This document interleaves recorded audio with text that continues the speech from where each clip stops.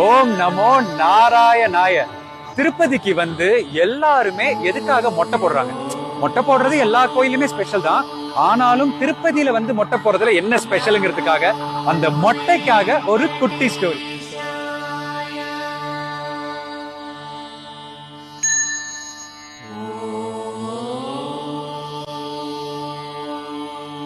அதாவது பல வருடங்களுக்கு முன்னாடி ஸ்ரீனிவாச பெருமாளுக்கு ஒரு சாபம் வந்துருச்சான். அதனால அவரு இந்த பகுதியில வந்து ஒரு புத்துக்குள்ளார உட்காந்து தவம் பண்ணிட்டு இருந்தாராம்.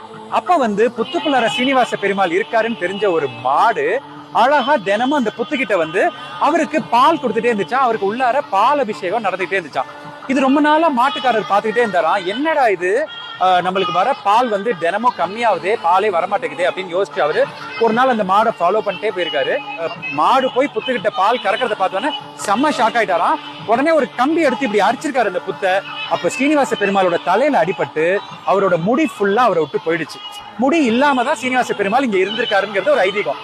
இதை கேள்விப்பட்ட ஸ்ரீனிவாச பெருமாளோட மிகப்பெரிய பக்தையான நீலா, அதாவது நீலாங்கரை மலையை சேர்ந்த நீலாங்கிற ஒரு தேவதை இங்க வந்து அவரை வணங்கி, ஐயா உங்களை வந்து இப்ப என்னால பார்க்க முடியல, அதாவது மொட்டத்தலையா, அதனால என்னோட முடியை எடுத்து நான் உங்ககிட்ட வைக்கலாமா அப்படின்னு கேட்டதுக்கு சரிமான் இருக்காரு. அவங்களோட கூந்தலை எடுத்து ஸ்ரீனிவாச பெருமாளுக்கு வச்சதுதான் இன்னைக்கு திருப்பதி வெங்கடாஜலபதிக்கு அவரோட ஒரிஜினல் முடி கிடையாது, அந்த நீலாவோட முடி. சோ அந்த நீலாவோட முடியை சந்தோஷமா ஏத்துக்கிட்டதாலதான் இங்க வந்து முடியை காணிக்கையா கொடுத்து நீங்க ஏதாவது வேண்டிக்கிட்டாலோ இல்ல ஏதாவது மனசுல நினைச்சுக்கிட்டு அது நல்லபடியா நடந்துட்டா நான் வந்து முடி கொடுக்குறேன்னு சொன்னாலோ அந்த காரியம் நிச்சயமா நிறைவேறும். சோ இதுதான் திருப்பதியில எல்லாரும் வந்து மொட்டை அடிக்கிறதுக்கான குட்டி ஸ்டோரி. நான் இங்க வந்த போது பெருமாள் வந்து அழகா கிளம்பி கல்யாண உற்சவத்துக்கு போனாரு. அதை பார்க்கலாமா?